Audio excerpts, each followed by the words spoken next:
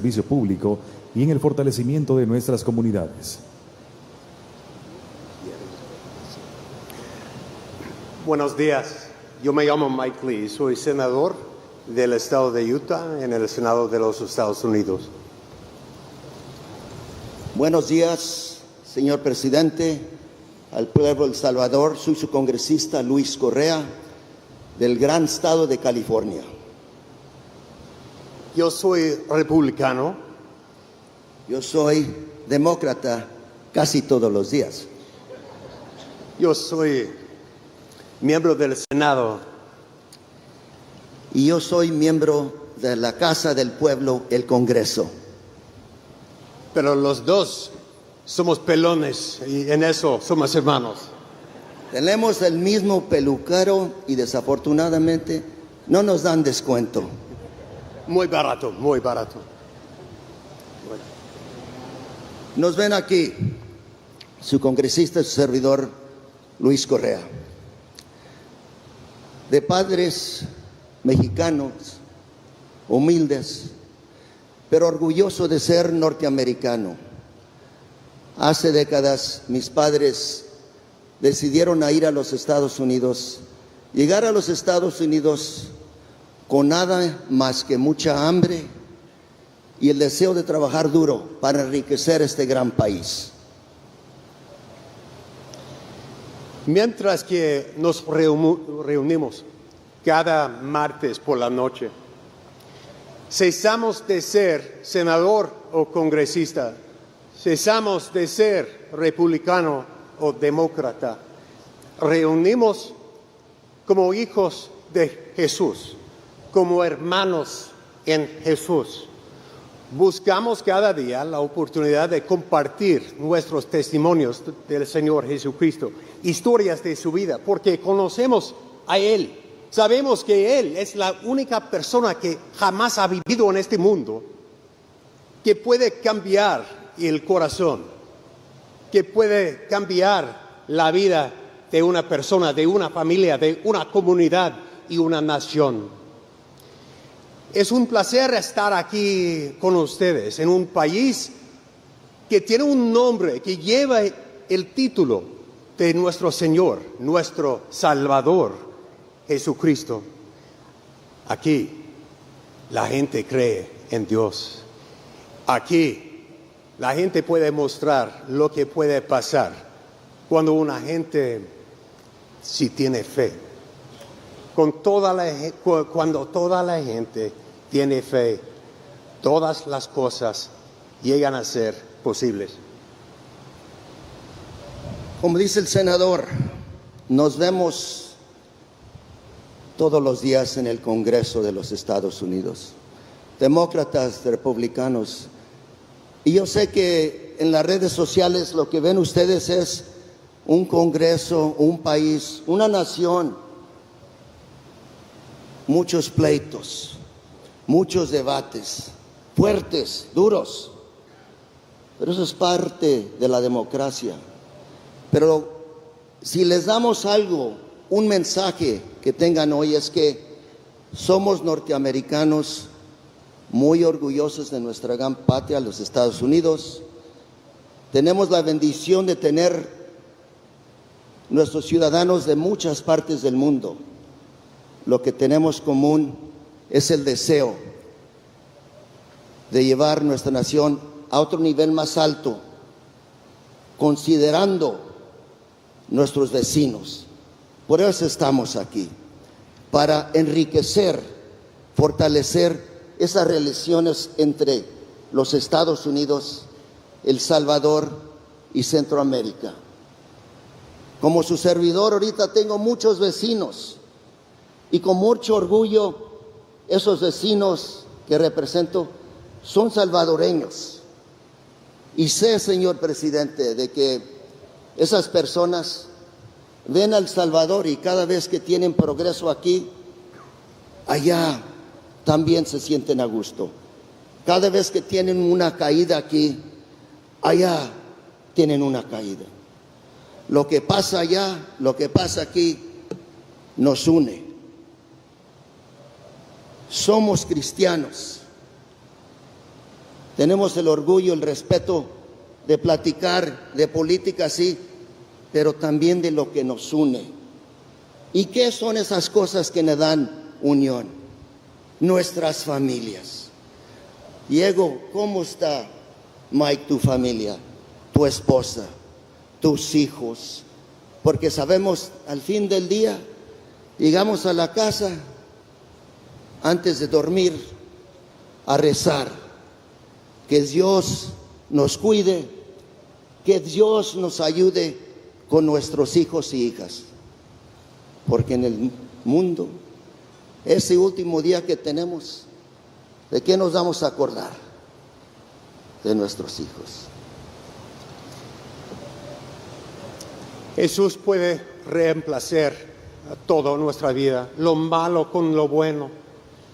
Si tenemos hambre, Él nos alimenta. Si tenemos sed, Él nos da agua viviente. Si estamos tristes, Él nos puede hacer feliz. Por medio de nuestros hermanos y hermanas en Cristo, podemos lograr a eso. La fe, la templanza, la caridad, el amor, lo califican para la obra con la única mira de glorificar a Dios. Hay que tener la fe, el conocimiento, la templanza, la paciencia, la bondad fraternal, piedad, humildad, diligencia y amor. Como dice el himno, hay una hora de solaz en que mi corazón del mundo se aleja en secreta oración. Rendiré mi corazón en secreta oración, ganaré por ese don con el cielo comunión. Les pido una bendición de Dios Todopoderoso, que Él continuará bendiciendo a este pueblo, a este país tan lindo. Este país ha sufrido muchas cosas. Ahora es tiempo para sanar. Ahora es tiempo para que nuestro Señor Jesucristo continuará bendiciéndoles, para que tendrán paz toda la vida. Esta es mi oración. Gracias.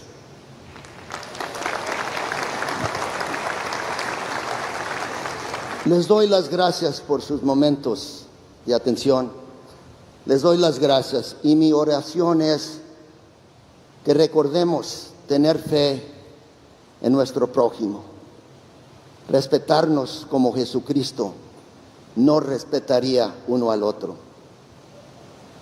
Y finalmente los invito a que vayan a conocer su casa en California. Señor obispo, tenemos una nueva catedral, Christ Cathedral. Se la compramos a los protestantes. Un negocio bien bonito. Pero las dos religiones vamos a orar a Dios bajo la misma finca. Muchas gracias a todos, señor presidente, y nos vemos pronto. Con permiso.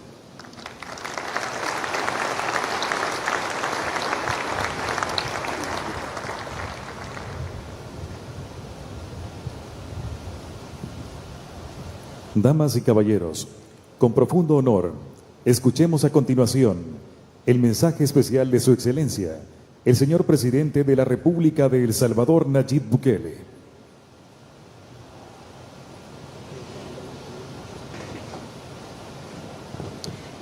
Buenos días a todos.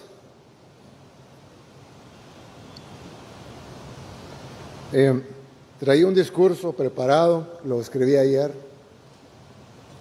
I'm sorry if I'm speaking Spanish, but they told me that we have like 400 people Lamento that si speak hablo en Spanish. español, pero me dijeron. So I'm gonna. So yesterday was, perdón, ayer estaba escribiendo el discurso y pues traía algo listo aquí, pero los congresistas me pidieron que hablara un poco sobre lo que hablamos ayer, en una reunión en donde estuvieron ellos, pero no estuvieron la mayoría de los que están acá ahorita, y creo que pues, tienen razón en decir que sería interesante hablar un poco de eso. Yo les decía que yo siempre he sido creyente toda mi vida, pero en algún momento tuve dudas, digamos, de mi fe. entiendo que la mayoría de los que están acá pues no las han tenido. Y es una gran bendición no haberlas tenido. Pero algunos de nosotros somos menos bendecidos y hemos tenido un poco de duda. Y pues ya no las tengo en lo absoluto, por varias razones, principalmente por la gracia de Dios. Pero una de las razones, la segunda o la tercera razón más importante, es porque nosotros hemos experimentado un milagro aquí. Y no lo digo de una manera liviana, lo digo con pruebas. Yo les decía que los que hemos dudado de nuestra fe, le hemos pedido pruebas a Dios, lo cual es una arrogancia, porque nosotros no somos nadie para pedirle a Dios que nos pruebe su existencia. Somos nosotros los que necesitamos de Él. Pero, como alguien que tuvo dudas, cometí el error, digamos, de pedirle pruebas a Dios. Y mi prueba personal llegó antes, pero luego vino una prueba a nivel nacional que creo que hay que dar el testimonio. Ya lo he dado otras veces en público, pero creo que hay que darlo cuando se puede y darle la gloria a Dios por las cosas que pasan. Como todos ustedes saben, El Salvador es un país que ha sufrido mucho. Tuvimos dos guerras, la guerra civil en los 80s y luego la guerra que vino después, que fue más sangrienta aún que la misma guerra civil, que fue la guerra de las pandillas, la dictadura de las pandillas, como yo le llamo. Ellos no solo asesinaron más salvadoreños que los que murieron en la guerra, sino que además tenían secuestrado nuestro país. Ellos eran el verdadero gobierno de este país.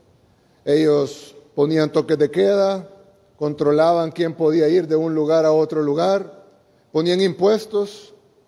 El 80% de los negocios pagaban impuestos, más de los porcentajes que paga ahora. Y el que no pagaba los impuestos era asesinado por no pagarlos. Además, cuando la gente ve las cifras y ve la cifra de homicidios, que es altísima, tan alta que era más alta de todo el mundo. Pero además de eso, hubo mucha gente que sufrió otras cosas fuera de los homicidios. Yo contaba el ejemplo de una señora una adulta mayor, que su nieto le cortó las manos, porque las pandillas le exigían que pagara la extorsión o el impuesto que habían puesto ellos. Ella no lo pagó y entonces el nieto le cortó las manos para írselo a entregar esas manos a las pandillas. La señora aún vive y trabaja haciendo barras de chocolate, pero ella es un testimonio vivo de lo que las pandillas hacían en este país. En este país había una dictadura, la dictadura de las pandillas, la dictadura del crimen, y la gente sufría esa dictadura, que además era cruel, tanto que llegaba a cortarle las manos a sus ciudadanos. Y ese fue uno de miles, de cientos de miles de casos. Los salvadoreños, la mayoría de salvadoreños, a excepción de los que tal vez son demasiado jóvenes, 10 años, 5 años, pero los 95% de los salvadoreños se acuerdan de esto perfectamente. Y no hay ningún salvadoreño en ningún espectro político que lo pueda negar. Pero hubo un fin de semana, y ustedes recordarán, en 2022, donde los pandilleros decidieron arreciar una ofensiva contra el país y contra el gobierno, matando aproximadamente a un salvadoreño cada media hora. Les decía a los congresistas que ellos tienen 50 veces más población, es el equivalente a que mataran 50 salvadoreños cada media hora, 50 estadounidenses, cada media hora. Nos reunimos, era un día viernes en la noche, nos reunimos en Casa Presidencial con el Gabinete de Seguridad, y decíamos, cuando ya había empezado la matanza, y la matanza era al azar, uno por un lado, otro por otro lado, otro por otro lado, ni siquiera había una forma de enfrentarlos directamente. No es como cuando hay un ejército enemigo y uno sabe que están ahí enfrente, sino que estaban en todos lados. Y los pandilleros, como los salvadoreños bien saben, estaban en todas las comunidades. En cada calle, en cada colonia, en cada comunidad, en cada barrio, había pandilleros. Entonces era prácticamente imposible para el Estado ir a vencer a esos pandilleros, o por lo menos así se creía.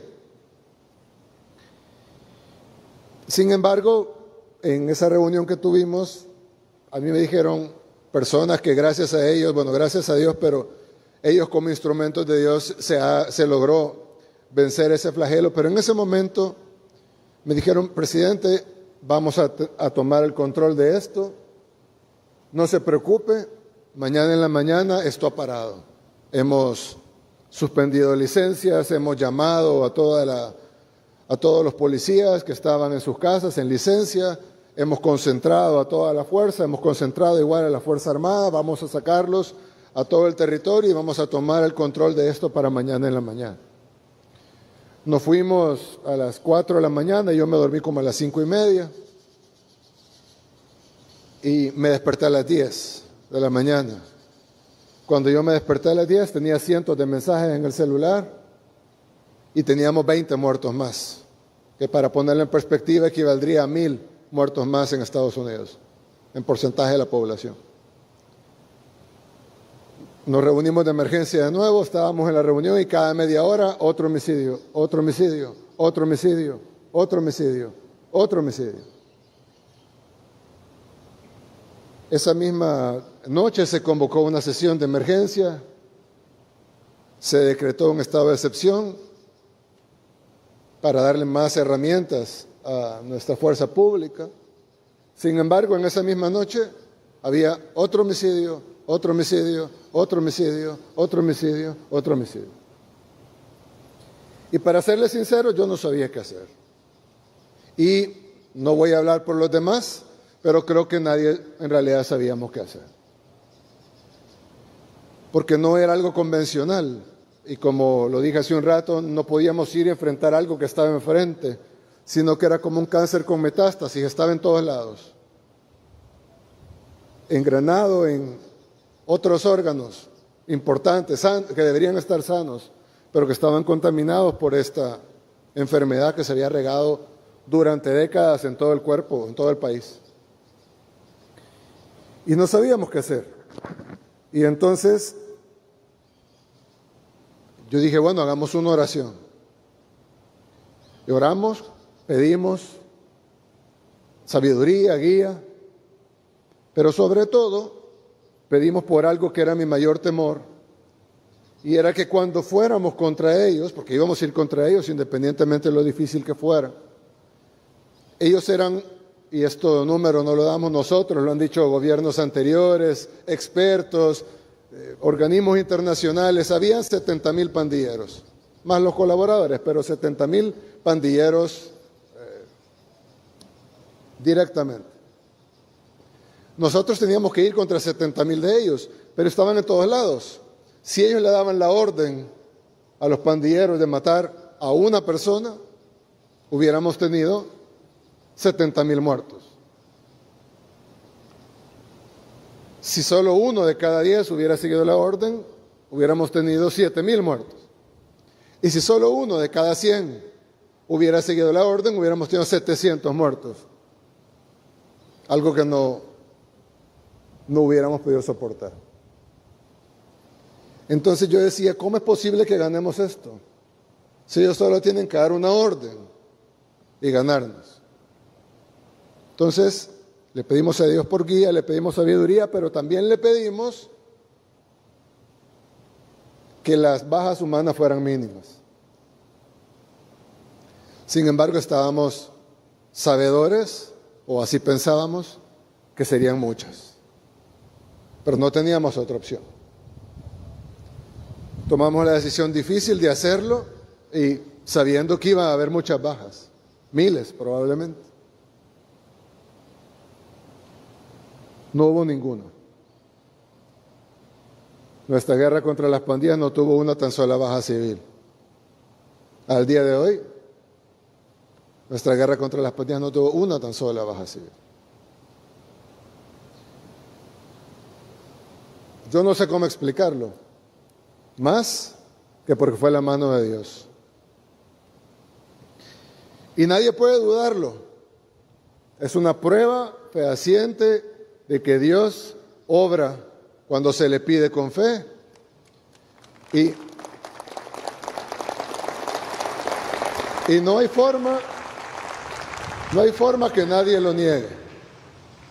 De hecho, si alguien lo quiere negar, yo les digo, bueno, venga y explíqueme cómo pasó entonces. Porque yo le puedo poner 100 expertos y nadie va a saber explicar qué pasó. Nosotros hemos tratado de ayudar a otros países a que repliquen lo que pasó en El Salvador. Hemos enviado equipos, hemos trabajado en conjunto, hemos compartido toda la información, todos los planes, hasta los diseños de cárcel, etcétera. Y va a ser muy útil en muchos países, estoy seguro que sí. Pero hasta ahora ningún país ha logrado replicarlo. Y creo que la razón es porque se debe incluir como pilar fundamental la oración y pedirle a Dios que guíe el plan. De hecho, nosotros cada vez que decíamos algo, yo ponía, siempre que publicaba algo en redes sociales, ponía, Dios guía nuestro plan. Pero yo lo decía en forma de una petición. En español, Dios guía nuestro plan significa, Dios, por favor, guía nuestro plan. Pero también en español significa, visto escrito, que Dios está guiando nuestro plan. Claro, yo me refería a una petición. Pero luego de varios meses, yo veía que el director de la policía, un hombre que ya partió, pero es un hombre que fue uno de los más grandes instrumentos de Dios en esta guerra contra las pandillas, él siempre ponía lo mismo, Dios guía nuestro plan. Yo pensaba que estaba poniendo lo mismo que yo. Hasta un día que en una reunión me dijo, no se preocupe, presidente, Dios guía nuestro plan. Yo siempre pongo eso. Yo le dije, no, es Dios guía nuestro plan. Y él me dijo, no, es que Dios está guiando nuestro plan. Entonces yo entendí que lo ponía, eran las mismas palabras, pero la forma en la que lo ponía él era diferente a la forma en la que lo ponía yo. Yo hacía una petición a Dios, él estaba seguro que ya estaba pasando. Las dos son buenas, creo, pero él tenía razón. Y al final, la prueba de que Dios guió nuestro plan es que funcionó. Y es que no murió ningún civil. Y es que pasamos de ser del país más peligroso del mundo al país más seguro de todo este hemisferio. Y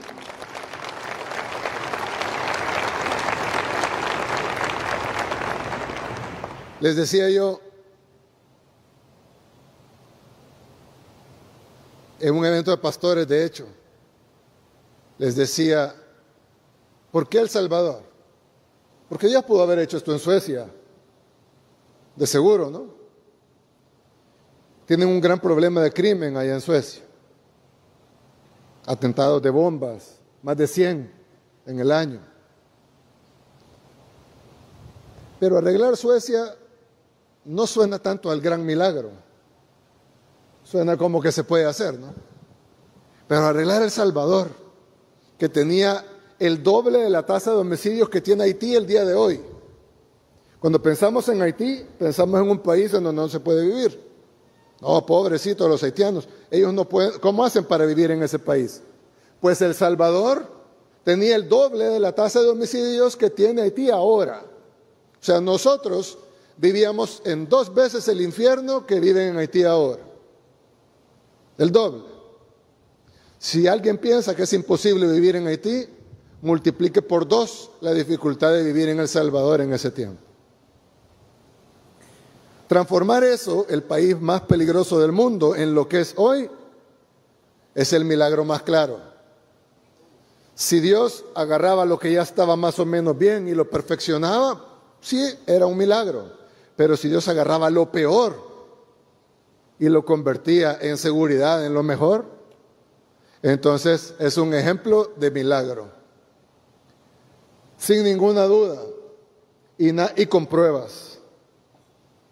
¿Cuáles son las pruebas? No solo el gran hecho, sino que los que supuestamente lo hicimos, tenemos que confesar que no sabemos cómo pasó. Y no hay nadie que pueda venir a explicar cómo pasó de otra manera que no sea un milagro. Y nosotros vimos cómo cambió del día a la noche después de nuestra oración.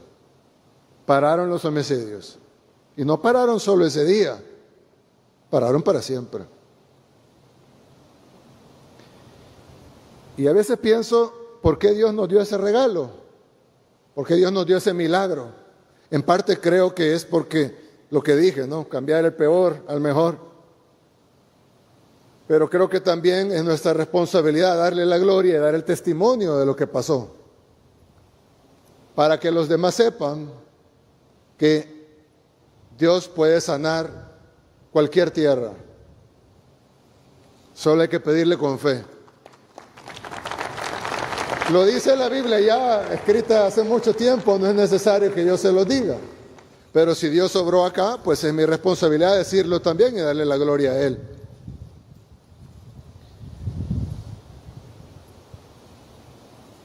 Y les decía también ayer a los congresistas, al senador Mike Lee también. Me pregunta, ¿y por qué ora ahora, presidente? Yo le digo, bueno, aparte de uno ora por su familia, por sus seres queridos. En términos de país, pues ahora oramos por todo lo demás. No como codicia, porque en nuestro país faltan muchas cosas. Mejor salud, mejor educación, una mejor economía, una mejor calidad de vida, aunque ya mejoró mucho la calidad de vida al pasar de vivir en el doble de Haití a vivir en el país más seguro del continente. Pero faltan muchas cosas que queremos hacer y ahora oramos por ellas. No con codicia ni con avaricia, porque hay que agradecerle a Dios por lo que ya tenemos.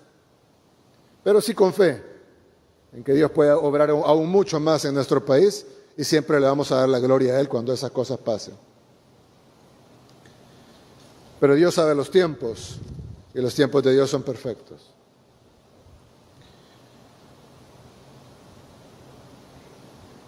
Por último, creo que este desayuno nacional de la oración, que es el primero aquí, pero ya han hecho muchísimos en Estados Unidos y en otros países, nos da un gran ejemplo de cómo las diferencias políticas se pueden hacer a un lado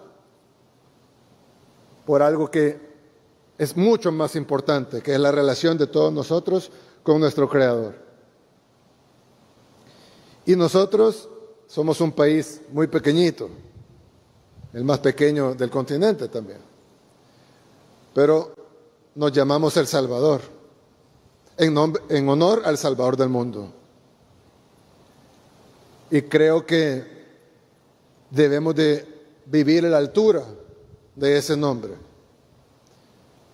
y podernos unir todos bajo la sombra de nuestro Dios. Es algo que no solo nos va a traer un gran beneficio, sino que es lo menos que podemos hacer para estar a la altura del nombre que Dios escogió para nuestra nación. Así que gracias por traernos esa inspiración a nosotros. Vamos a continuarla, por supuesto, con el apoyo de ustedes. Y vamos a darle siempre la gloria a Dios y pedirle siempre que saque adelante a nuestro país. Así que muchas gracias a todos. Que Dios bendiga aquí a todos los invitados, a sus corazones, a sus familias. Que Dios nos dé sabiduría, discernimiento, guía, paciencia. Que Dios bendiga a nuestros invitados que nos han traído no solo a compartir la palabra de Dios, sino también esta hermosa costumbre que tienen ustedes y que nosotros vamos a aprender de ella. Y que Dios bendiga a nuestros países. Muchas gracias.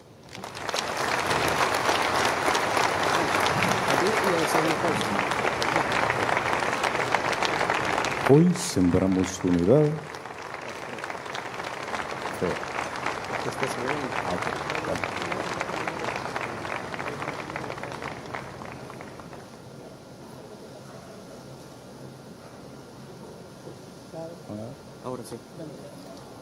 Hoy sembramos unidad, fe y esperanza.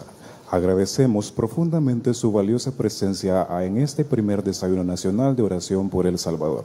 Que este encuentro marque el inicio de una nación fortalecida en valores y en un propósito verdaderamente compartido. Invitados especiales, solicitamos respetuosamente ponerse en pie para presenciar el retiro oficial de Su Excelencia, el señor Presidente de la República de El Salvador, Nayib Armando Bukele Ortiz. Escuela Militar, atención. Firme. Al hombro. Firme. Vista a la izquierda. Atención presente en...